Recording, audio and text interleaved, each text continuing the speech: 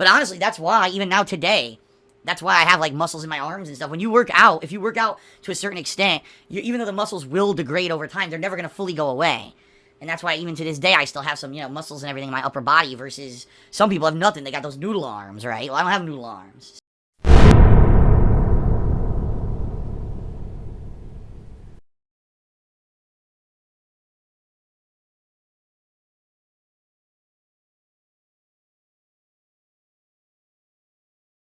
Hey y'all, I'm not dead, and no, I didn't have a spinal disc shoot out of my back yet.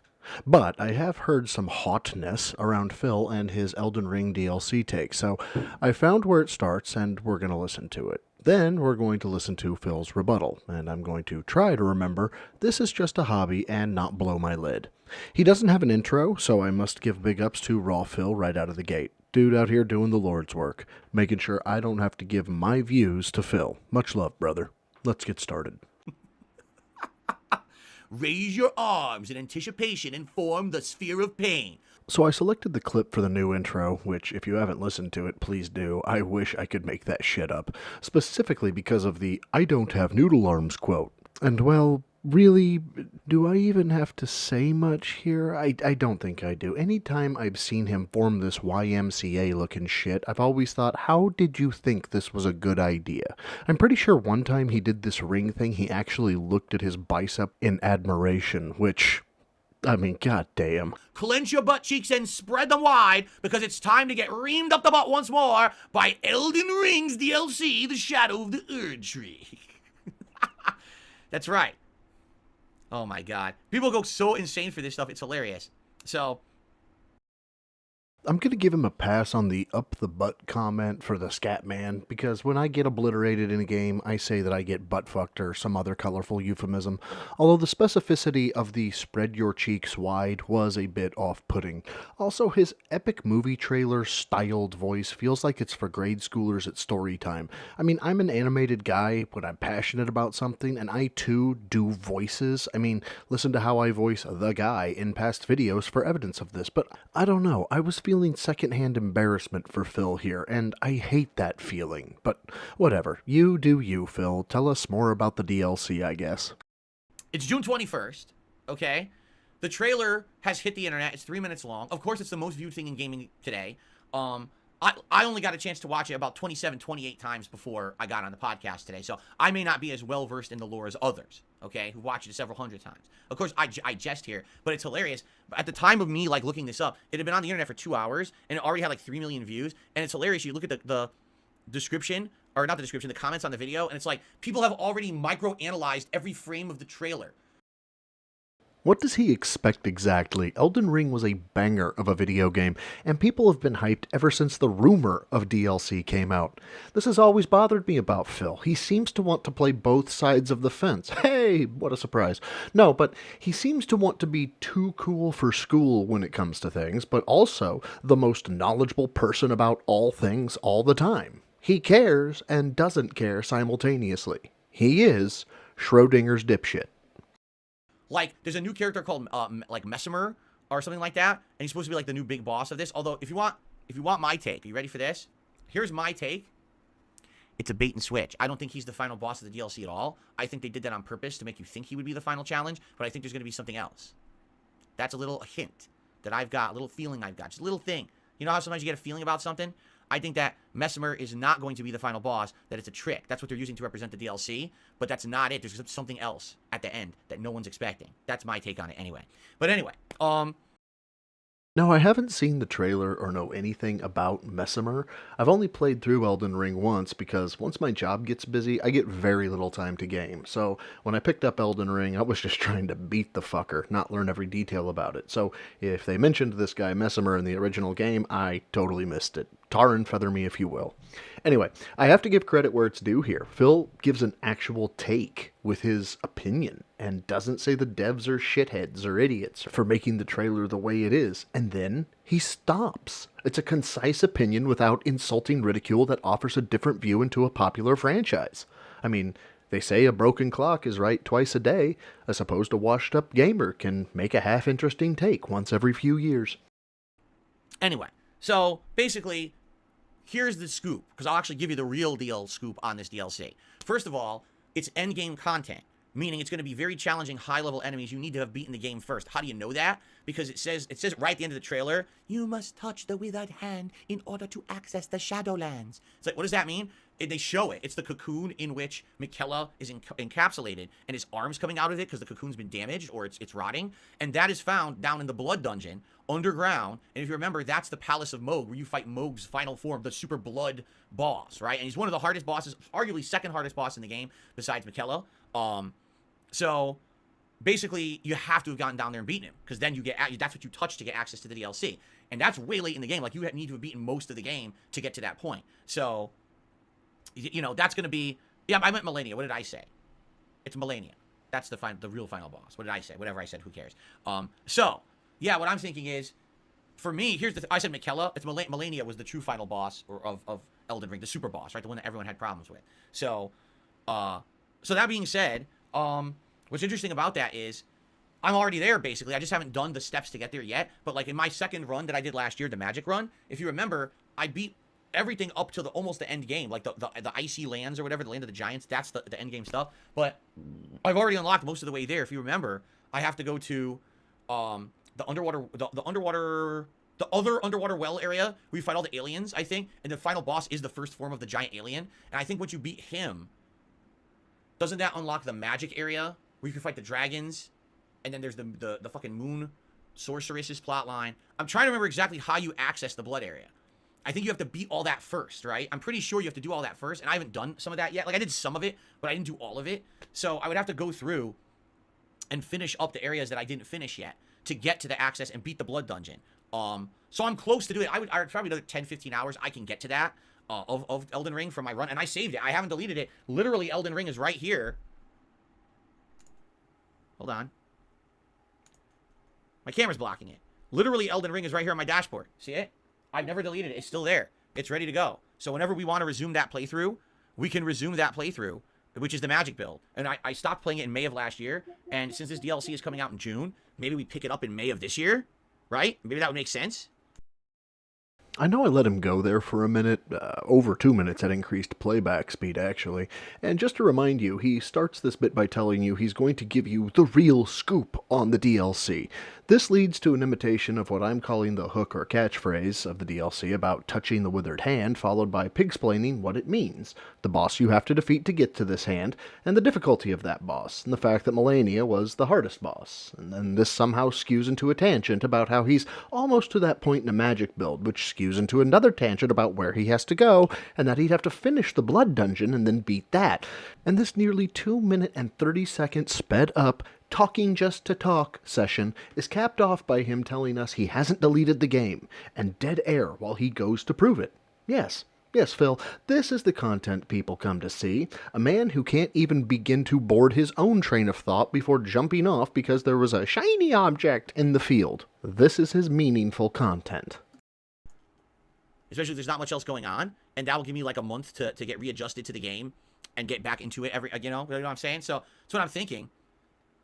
Elden Ring come back, around May-ish, and then continue on with that playthrough with the magic build. We'll go to the Land of Blood, I forget exactly how to access it, but there's definitely challenging dungeons and things underground you have to do to get there.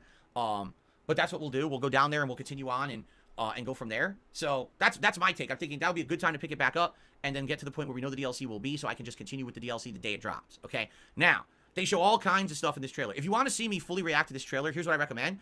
I have a react show every Sunday. Someone submit it. Whether you're an Ultra member or even it's just a regular submissions level member, submit it for the show on Sunday. I would love to do a full react to the 3-minute trailer for Elden Ring Shadow of the Erd Tree, but I'm not going to do it on the show today, okay? So, in regards to the DLC, they show some different things. And are they showing new elements? Not really. Like, they show new weapons. They show a new magic spell. I don't know what it is. They show, like, a new hand-to-hand combat move.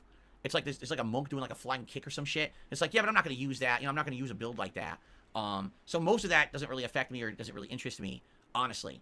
But some of the bosses look pretty cool. One of the bosses looks interesting to me. So I'm going to do a minor spoiler here. I'm just going to say a little bit about this boss, and I'm going to give you my take on this.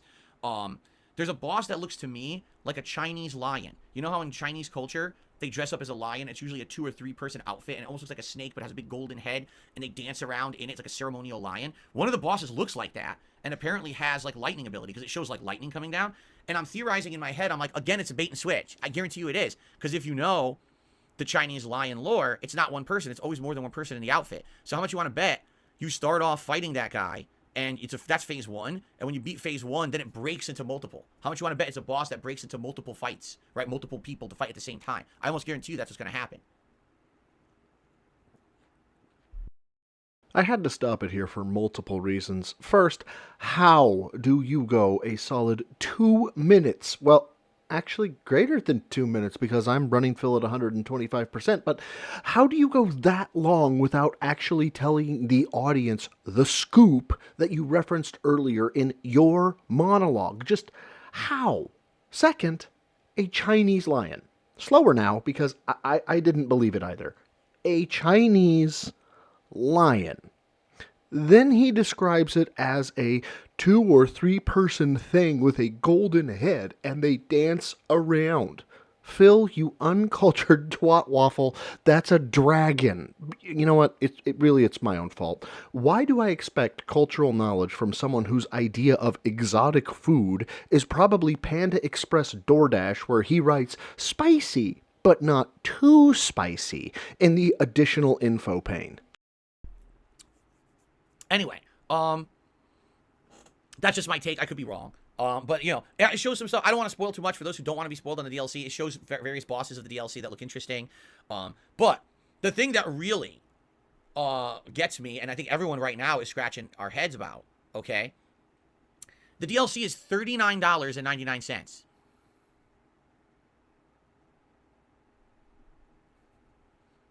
It's the most expensive DLC FromSoft has ever sold. Okay? So, that being said, with that price tag on it, right? You have to believe it's going to be incredibly long. If the main game was $70 and was 80 to 100 hours long, obviously you would expect that a DLC that's $40 is going to probably be around 40 hours long. Now, you could be wrong. Maybe they're going to rip everybody off. Maybe because they took 2 years to make it and they've decided to beat it, to blow it up as much as they have, hype it up this much. Maybe they're just going to rip everybody off and overcharge. I don't know. But I'll tell you this, if you buy that sucker and you beat it in 10 hours, people are going to be pissed as shit. Like, are you out of your fucking minds? You charge just $40 for 10 hours of content, right? And that's the thing, like, typical DLCs for FromSoft games clock in around 10 hours long, right? Take a look at the expansions for Dark Souls 2 or Dark Souls 3. They're not that lengthy. They're good, but they're not that lengthy. Typically, they've gone for around 20 bucks.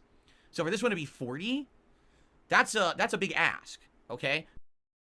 So, I've been told, but I don't actually believe, that I am funny. Mostly it's from close friends that always seem to want money after they tell me that, but that's beside the point. Anyway, in comedy, timing is everything, and telling people the price of a DLC and then blinking a lot doesn't tell a joke or a story. To me, it's what I've elected to refer to as void telling.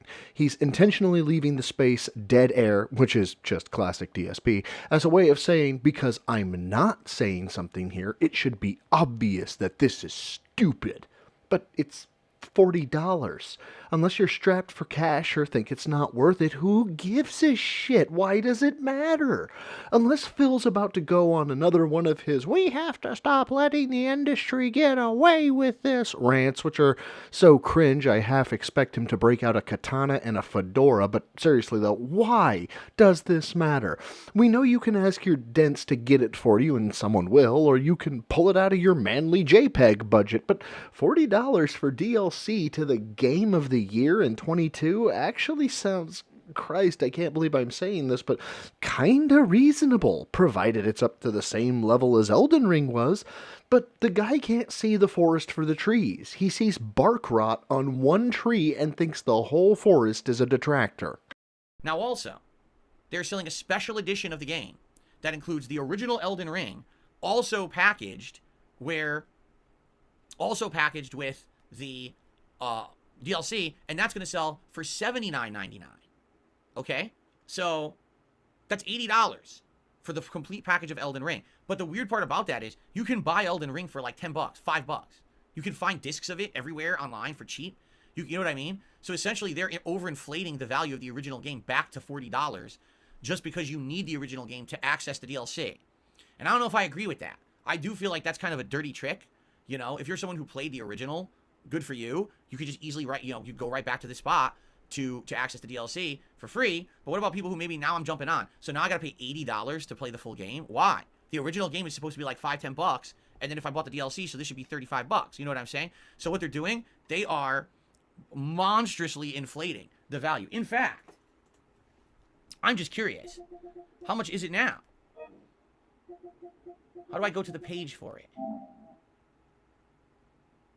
I don't know how you see it on PS5, darn. Because I wanted to look at information, is it? No. And now the man who just criticized the industry for inflating things is going to pad his runtime by not knowing how to use his PS5, all while failing to see the irony. Also, now I'm going to cut nearly a full minute of him hemming and hawing around his settings trying to find the cost of the game because I value your time more than he does. And spoiler, as of March 8th, Elden Ring is $60, and both of them, Elden Ring and the expansion, is $80. Took me all of 3 seconds to find that on the internet.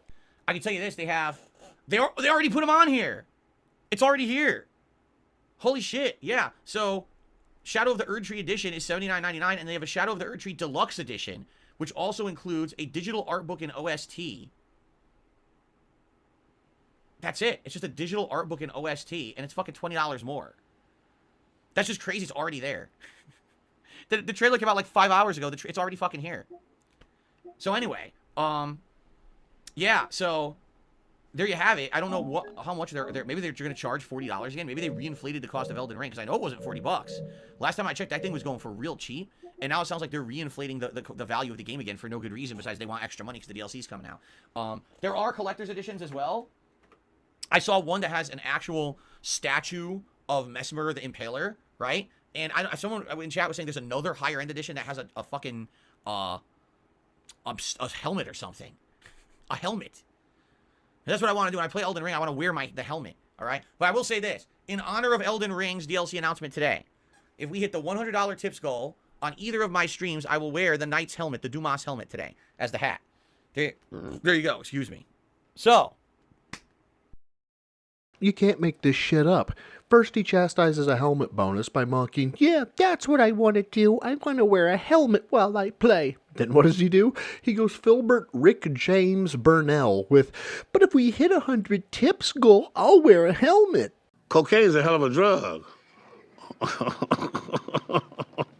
Now, some of you may have noticed I've been gone for quite a while, but part of the benefit of that is that I happen to know Phil got called out for this bullshit take, and, I haven't watched it yet, so, Snort, would you do the honors, please? Well, let me tell you something, brother. Snort, snort, snort. Kogan. Drip. Snort, snort. I got the drip. Go. All right. So we got so much to talk about. Really. We've got a ton to talk about. How about this? How about we start at the beginning, meaning going back to Wednesday, because I want to address something that apparently happened on my day off that I wasn't aware of, but happens all the time. As you know, there's a ton of people on the internet who just basically are out to always make me look bad no matter what it is I say and do. I'm constantly misrepresented, I'm constantly misreferenced, and I'm constantly held in a negative light, even though there's really no valid reason for it. Always makes him look bad no matter what he says and does. Okay, active challenge. Besides the decent take that he had when I brought up this video, please let me know of anything Phil has said or done which could paint him in a positive light. Let's go with a 1-week spread, so 7 days before this and 7 days after this segment.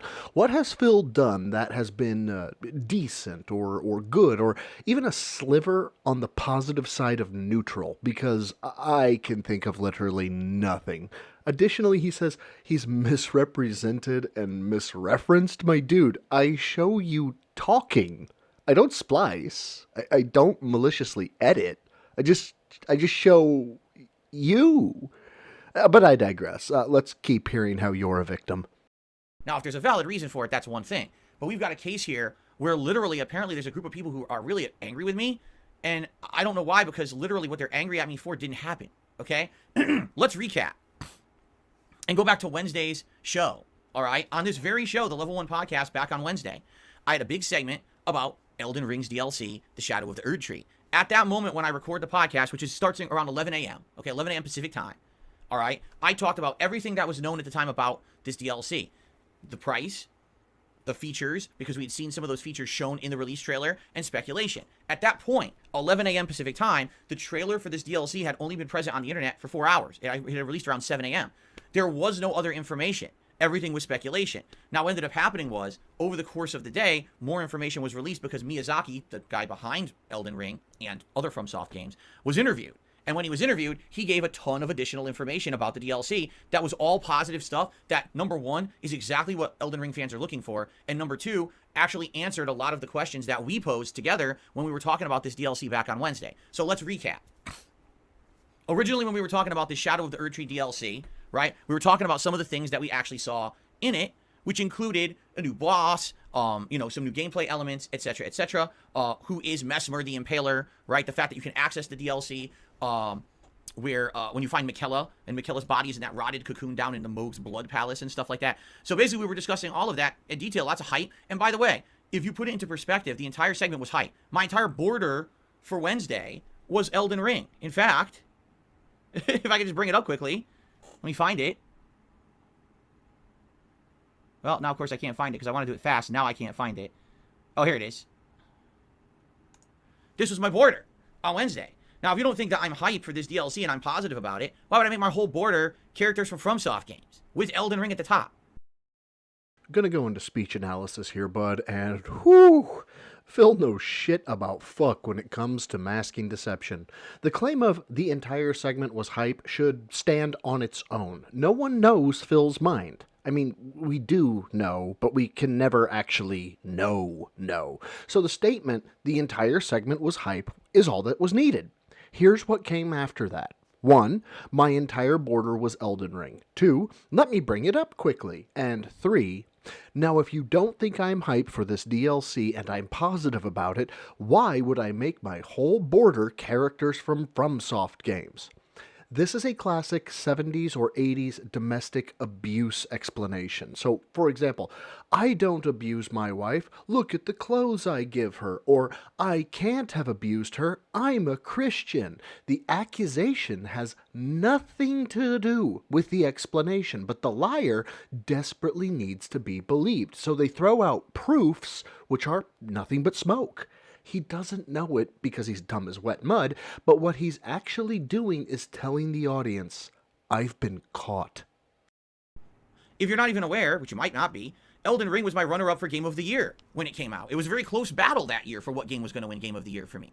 I love Elden Ring. I'm pumped. I even said in the podcast on Wednesday, hey, I'm actually going to be playing Elden Ring again in May because we've had a playthrough that we were doing of it last year. It was my second ever run. It was a magic-based run. We had gotten all the way up to the Corrupted Dragon, which is that optional boss, the Lich Dragon or whatever. We had beaten him, but we hadn't gone ahead past that. Basically, we froze after beating the capital city and then beating that Lich Dragon. We didn't continue on because there's other optional stuff to do. We didn't get to the Blood Palace or anything like that yet. But now that we know... that the DLC is coming out June 21st. Hey, now we have opportunity to say, let's maybe pick up the Elden Ring second run in May. Let's finish it up, or at least get close to the end and get to the Blood Palace. Let's beat Mohg with this new magic build, and then let's get set up for the DLC. And the other thing that we actually did, I praised Elden Ring, saying, this is a good game because you can respec whenever you want. So let's say we start this DLC and the magic build's feeling overpowered, or maybe immediately you find a new weapon and you want to try to use it, you could just go back and respec and use it. That's a great thing about this game, right? So... I'm under the impression that most of the things I said about the Elden Ring DLC on Wednesday were very, very positive, right? The one thing... And before he continues, I want to stop him, because I'm going to encourage you to wipe your mind of what you know about this arc and go listen to everything Phil has said in this segment up to this point. He's told you something has been said, then ranted about how awesome he thinks the DLC is, but up to this point, what's the criticism he's defending?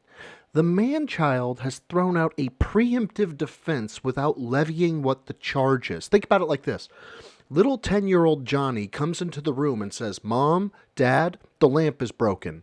Mom and Dad immediately demand to know, how is the lamp broken? Johnny says, I don't know. I came in the house. I went to watch TV, saw the lamp, and I came and told you. By contrast, 10-year-old little Jack comes into the room and says, Mom, Dad, I wasn't in the living room. I was nowhere near the living room. In fact, you could sweep the end table for prints and you wouldn't find my prints anywhere near the living room. And I know you might have heard me say I don't like lamps, but you all know how much I actually love living room lamps. And I meant that I don't like bedroom lamps, etc., etc., etc. You don't have to be a detective to know who the fuck is guilty. But here, Phil, here's a better shovel. Keep digging your grave. That was a question mark for me, was the price. It's a $40 DLC. That's the most expensive ever expansion for a FromSoft game, or I should say a Elden Ring, a Soulsborne style game. You are correct, Phil, but why didn't you wait for like 30 seconds while you blinked at the camera over and over again this time? And in previous iterations, if you looked at the price of DLCs that they had released, I think the most expensive one had been like 20. Don't quote me on that because I might be wrong, and usually the DLCs would be around 10 to 15 hours long. So I'm thinking, man, if this DLC is $40, you've got to think it's probably going to be pretty lengthy. Like if the original game was $70, well, if it was 60, I can't remember. And the original game was, 80 to 100 hours long, then you would think that this DLC would probably minimum be 40 hours long, right? Maybe even longer than that, right? But again, my question was, I don't know. I'm curious, how long this DLC will be.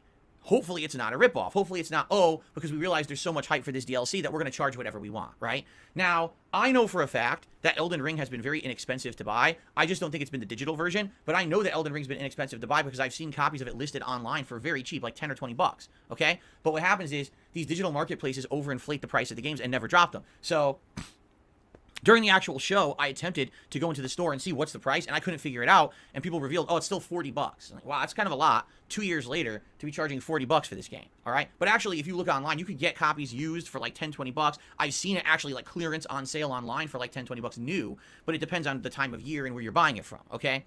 But anyway, so this is what we talked about. No, Phil. You said the developers or the studio was intentionally inflating the game to make money, not that you thought it was kinda expensive digitally or with digital stores. And that's what's great about this. Phil has made his own receipts. It's tantamount to a suspect watching an officer pull a crack pipe, 10 rocks, and a scale out of his pants pocket, look into the officer's eyes and say, "These aren't my pants. Get the fuck out of here, Phil." On the show on Wednesday. Very, very positive. I'm excited for this DLC. It looks great to me, and I'm very much looking forward to it. I'm already making plans to return to Elden Ring in May because of it. So that's where we left it, right? So yesterday, as you know, I check comments that are coming in on my videos from time to time. I have to approve a bunch of them. And I start to notice a pattern. All of a sudden, I start seeing a bunch of really negative comments coming in on my podcast from yesterday. I'm like, what is going on? Where are all these negative comments coming from? All right? And they're all around the same topic, okay? You are misinformed about the Elden Ring DLC. Why are you spreading mass information about the Elden Ring DLC? What is this hot take that you have about the Elden Ring DLC? It's completely wrong. You're an old dinosaur who doesn't know what he's talking about, and you're just trying to create clickbait. Okay, as Broside Phil, you all normally see me in the gym when I talk, but I'm sorry, Apeside Phil here is just too good. And the comments are right. Phil is, in fact, an old dinosaur and was trying to create clickbait. That's not the problem in his eyes, though. The problem is he got caught.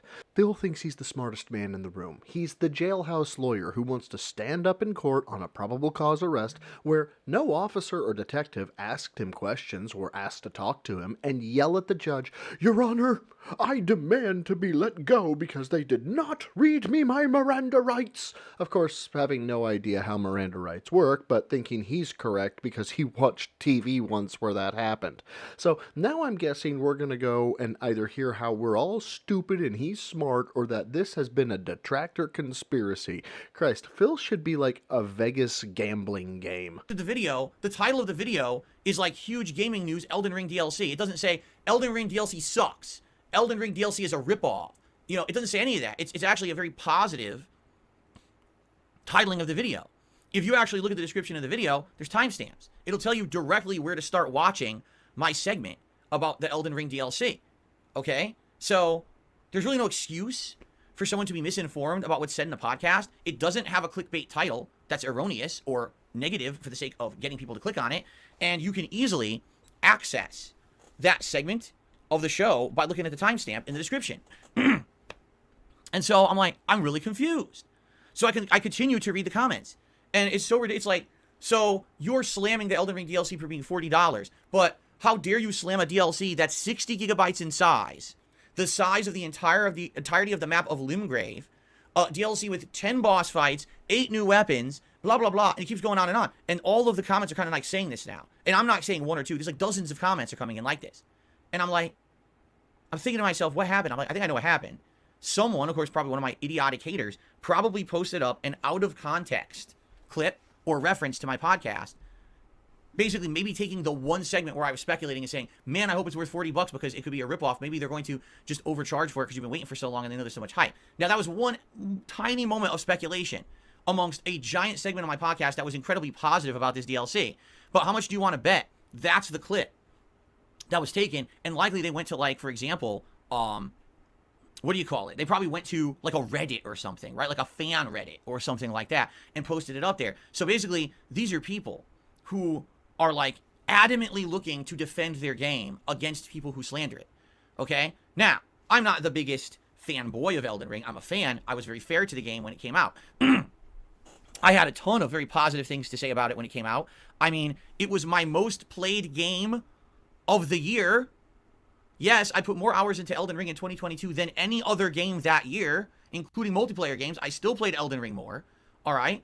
It was my runner-up for Game of the Year, but I did have some criticisms of it. I think I have the right to fairly criticize the game, and I feel like I did fairly criticize it when it came out. I really don't feel like I was overly unfair to it. I just thought that there was a lot of things that could have been improved. That's not the point of this video, so I don't need to list them here. You understand? You can watch my review of the game that I made in 2022 if you want to hear those. Okay, except that when he opened the segment on Elden Ring, he mocked people for being hyperfixated on the lore, the boss name, and basically their hobby. He then mentioned the price and waited. You know what? Let's find out. I'm going to clip it, I'm going to bring it back to just normal speed, and we're going to time this. The DLC is $39.99.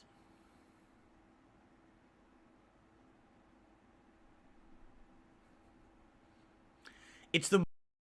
For my audio style listeners, that was 12 seconds of silence. If you haven't actually seen this clip at normal speed, I urge you, please watch this.